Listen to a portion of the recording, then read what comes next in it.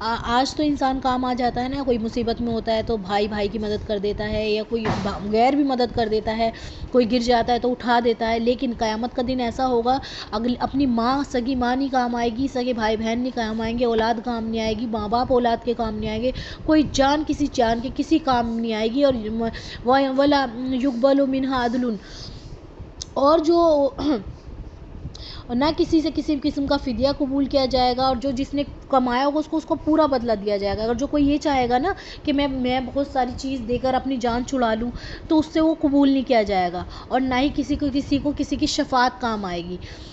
یعنی کہ کوئی یہ چاہے گا کہ اس کی شفاعت کر دوں، میں اس کے بارے میں کہہ دوں کہ نہیں ایسا نہیں تھا، ایسا نہیں تھا، وہ بھی کام نہیں آئے گا. وَلَهُمْ يُنصَرُونَ، اور نہ ہی کسی کی مدد پہنچے گی، اور نہ ہی کوئی کسی کو مدد پہنچے گی. اس دن کیا کام آئے گا؟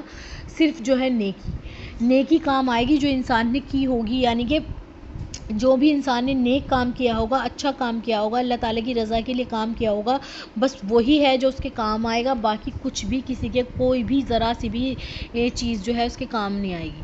تو ہمیں تو اللہ تعالیٰ جو ہے انہیں بھی ڈرا رہا ہے، اور ہمیں بھی، کہ تم بھی ان کے جیسے مت بن جانا جیسے وہ ہٹ دھرم ہو گئے تھے، اللہ تعالیٰ کی نافرمانی پڑ گئے تھے کسی چیز کا. جس چیز کا بھی اللہ تعالیٰ ان کو حکم دیتے تھے اس چیز کو نہیں کرتے تھے، اپنے قرآن کو نہیں پڑھتے تھے، جس ذمہ داری کو اللہ تعالیٰ نے دیا تھا اس ذمہ داری کو بھول گئے تھے.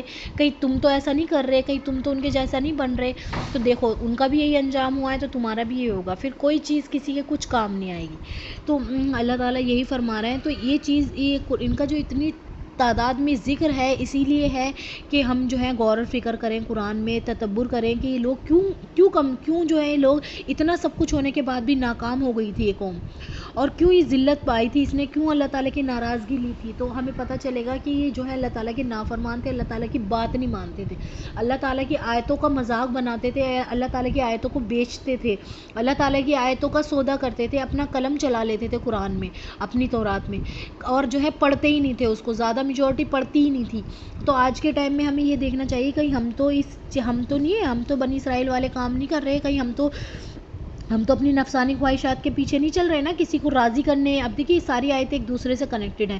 اب ایسا تو نہیں ہے نا کوئی بہت زیادہ امیر آدمی ہے، ہم اس کو راضی کرنے کے لیے اللہ تعالیٰ کی آیتوں کو چھپا لیتے ہیں، یا پھر جو ہے ہم پڑھنے میں شرماتے ہیں کہ نہیں اس کو اچھا نہیں لگے گا، یہ غیر مسلم ہے، یا ہم اس کے سامنے پڑھیں گے کہیں یہ ناراض نہ ہو جائے. نہیں، ہمیں اللہ تعالیٰ، اور کہیں ہم قرآن پڑھنے میں ایسا تو نہیں کرتے جیسے ان لوگوں نے کیا تھا، کہیں ہم اس کا انکار تو نہیں کرتے، یا ہم اس کو قرآن کا حق تو ادا کر رہے ہیں نا. ہمارے پہلے ان کے پاس تورات تھی، انہوں نے حق ادا نہیں کیا، یا جنہوں نے کیا تو ان کو اللہ تعالیٰ اجر دے گا، یا ہم ایسا تو نہیں ہم قرآن کا حق ادا نہ کر رہے ہوں. تو یہ ساری چیزیں ہمیں غور و فکر کرنا سکھاتی ہیں، تدبر کرنا سکھاتی ہیں.